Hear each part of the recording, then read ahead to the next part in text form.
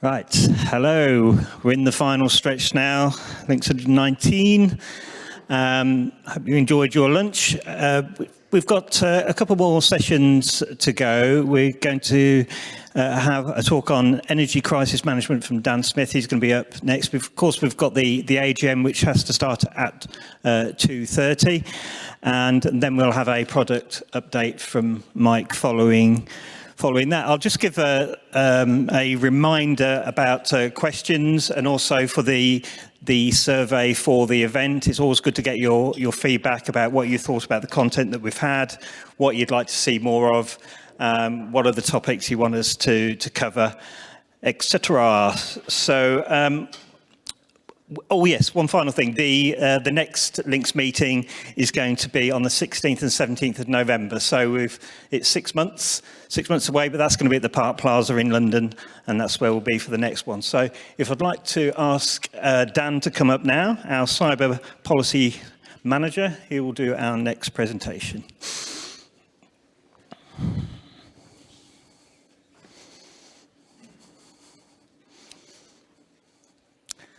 Okay, Dan.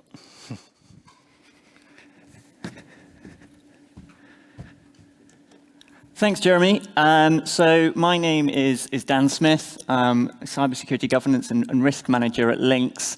But two of my sort of major responsibilities are for business continuity planning and risk management. So when I get up here, it's generally to talk to you about how we're responding to the latest global crisis. Last time I presented at a LINX meeting, I think it was about 3 years ago, and I was telling you all virtually how we were responding to the COVID-19 pandemic. This time I'm up here to talk to you about how we're responding to the global energy crisis. So I think this is something that everyone will be very aware of over the last couple of years, not least looking at all our exceptionally high power bills. It's something that we've been doing a lot of work on over the last year. So this presentation is really to give you an overview of the work that we've been doing, what our plans are for the future, as this sort of unfortunately doesn't appear to be ending anytime soon, and also to sort of go through some of the lessons that we've learned along the way. So a bit of background then to start off. So obviously this sort of all kicked off in about 2021 when obviously during the COVID-19 pandemic, there was a huge decrease in demand for energy, particularly for oil and gas, which obviously resulted in a cut in production, particularly amongst the OPEC nations. Then obviously as countries started rebounding from COVID-19, economies started growing again, that demand ramped up in quite a short amount of time, and essentially there wasn't the supply there to meet it, which led to a bit of a discrepancy, which caused, first of all, a shortage of supply, particularly for oil and gas, and then obviously that drove up prices, and the price of gas closely corresponds to the price of electricity. So that was all happening, and then in early 2022, of course, we had the Russian invasion of Ukraine, which sort of catapulted it into a much more global crisis. Russia is the world's largest exporter of both oil and gas, particularly exports a lot to Europe, slightly less to the UK, but obviously we're still very much exposed to those energy market fluctuations. And so then what we had was a mad scramble, particularly amongst European countries, to try and replace Russian gas, particularly with liquefied natural gas from countries like Australia and Qatar. But obviously, there's only limited supply of that in the first place, so that was a bit of a strong demand for a scarce resource. A lot of infrastructure was being put in place to try and increase that supply, but that all takes time. And in the meantime, obviously, we all saw the effect in terms of energy prices, particularly. So that was all bubbling away in the background, and we were sort of monitoring it and keeping an eye on what was going on, but hadn't felt the need to take any particular action until about early autumn 2022, when we started seeing headlines like this in the newspaper, essentially saying, well, over the winter, and I think the head of National Grid actually was on record as saying that there could be the potential for these sort of 3-hour power cuts due to a shortage of energy supply. So that sort of made us sit up and think a little bit. And we also started hearing from various sources within government, within industry organisations, that actually this might be quite a major issue in the run-up to winter 2022-23. So we sort of got together with the senior management team and thought, well, much as we responded to the sort of the COVID-19 pandemic by putting a specific program of work in place, possibly we needed to do something similar for this. So we instituted what we call this resilience review and preparedness program. So that was sort of managed on a day-to-day basis by me reporting up to the senior management team to try and make sure that we were as prepared as possible should the worst happen. Obviously, we had no real idea at this stage as to how likely this was, what the risk was, what the government was planning to do. So we were still in quite a position where we needed to find out quite a lot of information to be able to plan our response effectively. So the first thing we did, and this was a lesson we'd actually learned from the pandemic, was to form an energy crisis management committee. So we felt that we needed to have some sort of body in place which had the authority to take decisions and which could, respond quickly if the situation changed. So this was made up of the senior management team, HR, myself, and essentially it met weekly, chaired by Curtis, and it was able to assess the latest information, look at the risks, and essentially determine what action we needed to take.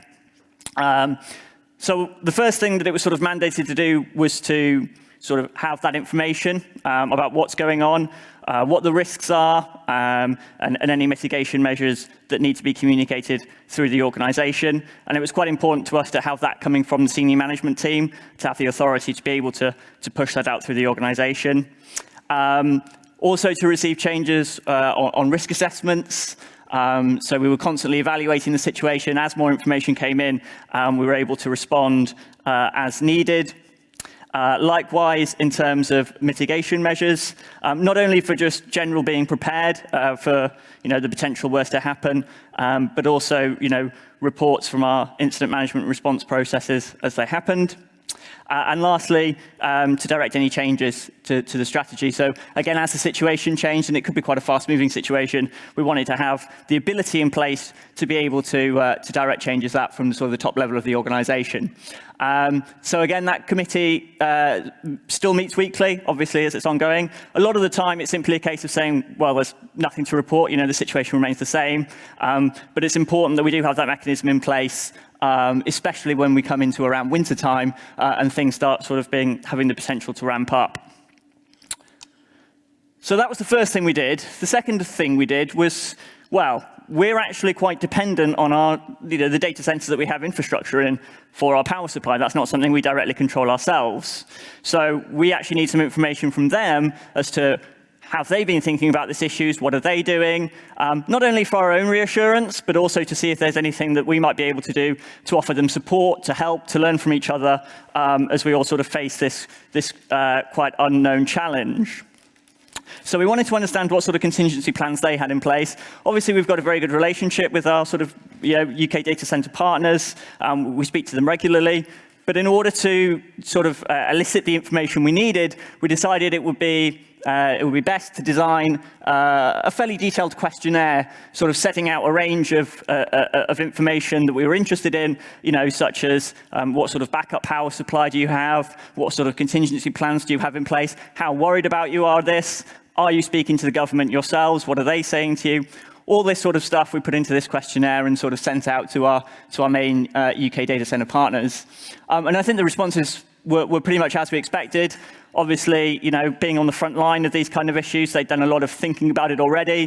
They had a lot of contingency plans in place, backup generators, fuel supply, and I think each of them were pretty confident that they could run at least for a few days without power from the main grid, assuming that they were able to sort of get fuel resupply for their backup generators. We'll come back to that in a minute because that sort of became quite an important issue. So after speaking to the data centers and being reassured that they'd been thinking about it, they've been preparing for it, and they were in a relatively good place, obviously barring the unexpected. We also wanted to know, well, what's the government actually planning to do? How high is the risk? If the risk does materialize, what sort of action plan are they going to put in place? What support is going to be on offer? All these kind of questions. So we started engaging with various aspects of the UK government. So our main department here is what used to be DCMS, is now the Department for Science, Innovation and Technology. But its lead government department on this sort of stuff is the Department for Energy Security and Net Zero. So you had a bit of a discrepancy as all the people within DCIT had to go and talk to Energy Security and Net Zero and sort of report back. So it wasn't like you were directly dealing with the people who were making the decisions. There was sort of a government department in between. But essentially what we were told was that pre-winter 2022, they thought the most likely scenario was that both electricity and gas margins would be adequate, that it would be tighter than usual, but essentially it would be okay. However, if it wasn't okay, what they'd done is produce what they call a reasonable worst-case scenario planning assumptions. And they were very clear that this wasn't necessarily a prediction or what they expected would happen, but was what a responsible government should do to prepare for the worst. So again, their message was very much that we don't expect there to be a problem, but just in case there is, we've done some sort of preparations, and this is what we expect would happen in a reasonable worst-case scenario. So what was their reasonable worst-case scenario? Well, the headline was that essentially 35% of customers in the UK would lose their electricity supply in 3-hour blocks, probably over evening peaks, so around 4 to 9 p.m. in the evening, but occasionally through other periods of the day. Now, this is all governed in the UK by something called the Electricity Supply Emergency Code, so ESEC. So I'll go into what that is in more detail in a minute, but essentially what that governs is how the UK responds to an electricity supply emergency. So essentially, when there's not enough electricity supply to go around, ESEC gets initiated, and that sort of provides the formal basis for essentially for the government to start disconnecting people in order to preserve the supply of electricity. However, before ESEC can be initiated, formally, several things need to happen. So first of all, an emergency response team has to be formed in the lead government department, which is the Department for Energy Security and Net Zero.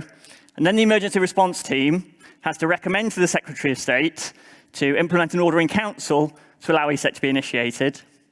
Then once that order's been approved, the Secretary of State then has the power to essentially order the emergency response team to draw up plans for who should be disconnected, for how long and when. And then those plans have to be communicated to the network operators, the power network operators, who then have to communicate it to the customers. So that all takes about 48 hours before ESEC can be fully initiated. But it's possible that there's an electricity supply problems now. So what happens to that first 48 hours? Well, apparently, according to the government, essentially, there's just 2 days of disconnections, which are sort of intermittent. There's no warning to who's going to be disconnected when. It will just sort of happen. So basically, you'll find that you just sort of lose your electricity for an undetermined amount of time. There's no protection for anybody available. And essentially, you're sort of left to your own devices for those first 48 hours. And they were very clear that essentially you're responsible for your own contingency planning during this time. You should have appropriate plans in place. If you don't, then, well, good luck to you. They're also quite clear that you won't hear anything from the government during this time. So it's not like you could pick up the phone and try and find out what's going on. They won't sort of implement any of their emergency procedures until ESEC is initiated after 48 hours. So that was quite interesting to us, considering that there seemed like that could be quite a high potential for pretty much chaos, really. But that was what we were dealing with, and that's what they told us was going to happen. So after that sort of general 48 hours, ESEC can be initiated. So, well, then we got quite interested in going in to have a look at what ESEC said. So as far as I'm aware, this has never actually been initiated in the UK. It is available online if you do want to go and have a look at it. It was last updated in 2019. But essentially what it does is describe the steps by which the UK government would take to deal with an emergency affecting energy supplies. So that could be as a result of like a huge natural disaster, which has knocked out the power grid, or it could be, as we're seeing, that essentially you just have a shortage of supply, that the UK is essentially being unable to find or import enough energy or produce enough energy to be able to meet demand. So the purpose of ESEC, therefore, is to, considering that there's only a limited supply of electricity available, is to try and ration that supply as fairly as possible amongst all customers as far as reasonably practical. However, there is such a thing as a protected site under ESEC. So for pre-designated, what they call protected sites, they're allowed to maintain supplies for as long as possible. So the idea is that sites that are particularly critical to the UK nation, so possibly things like defence or health, they are protected from being cut off to the grid while everybody else sort of loses power supply in these 3-hour blocks. So to do this, it utilises something called a variable rotor disconnection plan, or a VDRP. But essentially, this is the core plan which sets out who's going to be disconnected, for how long, and when they might be reconnected. So it's a whole series of plans which set out that information and can be used in an emergency. So what is a variable rotor disconnection plan in more detail? What it does is it divides non-protected sites, so that's anybody who hasn't been pre-designated as protected, in a power network operator's license area, into 18 what they call load blocks of near equal demand. So essentially, for each power operator in the area that they offer a power in, they divide it into 18, and essentially, those are the load blocks that are going to be disconnected in any one 3-hour period. So they're sequenced for rotor disconnections. 3-hour periods in any 24-hour day. So basically, the day starts at midnight, and it runs through for 24 hours. So essentially, you could be disconnected in your load block from 12:30 to 3:30, from 3:30 to 6:30, etc. Now, this is all based on the shortage of supply. So if there's only a slight shortage of supply, you would get, one load block is disconnected for 3 hours in one day, and that's it. As you get reduced supply, the number of load blocks that are disconnected go up at the same time. So it might be that you have 7 or 8 different load blocks out of the 18 all disconnected at the same time. And the more periods in the day that you're disconnected for. So it might be that not only are you disconnected from 12:30 to 3:30 in your load block, but now you're also disconnected from 3:30 to 6:30 in the evening as well. And that really runs right through from a level 1 plan, which is that very minimal disconnection, right through to level 18, which is essentially everybody's disconnected for all of the time.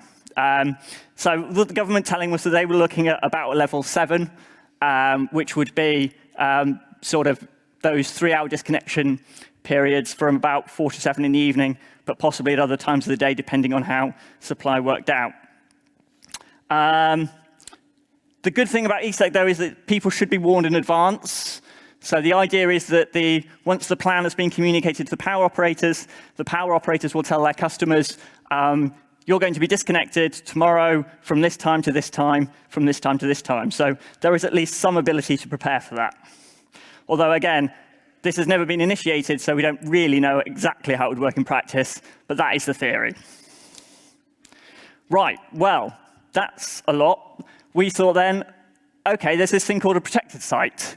Wouldn't it be great if particularly data centers, for example, could fall into the category of a protected site, and then we wouldn't need to worry about a lot of this stuff. So we started investigating how you can be designated as a protected site. And the answer is it's not actually that easy. So first of all, you have to fall into the list of approved designated service. Now, this was OK because one of the approved designated services is digital and telecommunication services where there is a national need for continued operation. OK, well, that sounds like something that we could coherently argue. But then you also need to meet some of the additional following criteria. One of the key ones being that you do not have standby generation, nor do you have the possibility to install standby generation. So that's a bit of a problem. because obviously, if a data center didn't have the ability to have standby generation, they probably wouldn't have very many customers. You then need to make sure that if you don't have that, you're connected to a discrete feeder, which essentially means that you can easily be cut off. Or if you're not, then the network operator thinks that you won't put too much strain on the network to keep you on it. Now, there is a third way. So even if you do have standby generation, you can argue to the government that you're so important, you're so critical to a region or nationally, that you should still be on the protected site list. Now, it's not clear how that process works. There's no detail on whether the government, what sort of rationale the government uses to consider you, but it is possible to argue to Energy Security and Net Zero that you should be on the list on that basis, and they would order the network operator to put you on the protected site list. Until that decision has been made, however, you would not be a protected site. Again, I would imagine that that's a fairly difficult position to argue, but it is a possibility that is set out within ESEC. I'm not aware, certainly, of any of our data centers of being listed on the protected site list. However, that information is obviously not public. So then, one of the things that you might have noticed is missing from the government reasonable worst-case planning scenario was, well, what happens if there's a shortage of fuel supply? A lot of the data centers had said, well, this will all be OK as long as we can make sure that we've got a supply of fuel coming in to replenish fuel for the generators. So it was one of the things that we thought, well, presumably what the government has done is to analyze the current level of fuel within the country, determine that it's adequate, and assess the risk of anything that might reduce that. Turned out they hadn't, on the basis that they didn't think there would be a shortfall. The reason being, they said, was that during periods of electricity disconnection, basically they thought people would stay at home, and therefore there wouldn't be so much demand for petrol. They would travel less, and that would offset any demand in diesel for generators. That may be the case. It does strike me as being that if you don't have any electricity at home, you may wish to go somewhere else for that time, potentially to someone in another area who has electricity. And so you actually may travel more, but I don't know. Then they also thought that the rate at which generators ran out of fuel would vary amongst sites, so it would be unlikely there would be a sudden spike in demand, and therefore they were confident that industry would be able to meet that demand. So again, doesn't give you a lot of confidence, a lot of assertion, rather than any actual analysis of how the situation may actually play out. But again, sort of threw it back to industry and said, well, it's really up to you to make sure that you've got appropriate plans in place, so we'll leave that one with you. So again, a little bit of an element of concern for us there. In terms of then the impact through the winter, well, I mean, broadly, obviously, apart from everybody having to pay exorbitant amounts for their electricity and gas, we actually didn't see too much of an impact. We actually got quite lucky. So Europe, despite a couple of cold spells, actually experienced unusually warm weather this winter, including record-breaking temperatures in some areas, which helped curb demand for gas in household heating. So that was good. There was also the effect of various policies that governments had actually put in place to tackle the energy crisis, which helped as well in terms of getting power from other sources. The UK had coal power plants on backup, and also industry curbing production in response to high gas costs. So all that sort of combined to mean that essentially supply was sufficient to be able to meet the demand. So we were really on standby, continuing to speak to the government, continuing to meet our Emergency Crisis Management Committee, but essentially holding fire unless anything changed. So that was the good news. But then we had to look ahead to, OK, well, that's one winter out of the way. What about the next winter, 2023, 2024? This is still, before a lot of the new renewable energy sources or new liquefied gas production is coming online. So there's still a lot of the same issues next winter as we've seen this winter. Now, the current government view is that actually it's a bit more of the same, really, that it will be tighter than usual, but they expect it to remain manageable. There are some reports, though, that suggest that it might be worse. especially if we see a period of particularly cold weather, which would obviously put a lot more pressure on energy than we saw this winter, for example. Likewise, last winter, China was still in lockdown, so there was a much reduced demand from them for liquefied natural gas. As their economy rebounds, that demand is going to shoot, or has shot up, so there's a lot more competition for the limited liquefied natural gas available.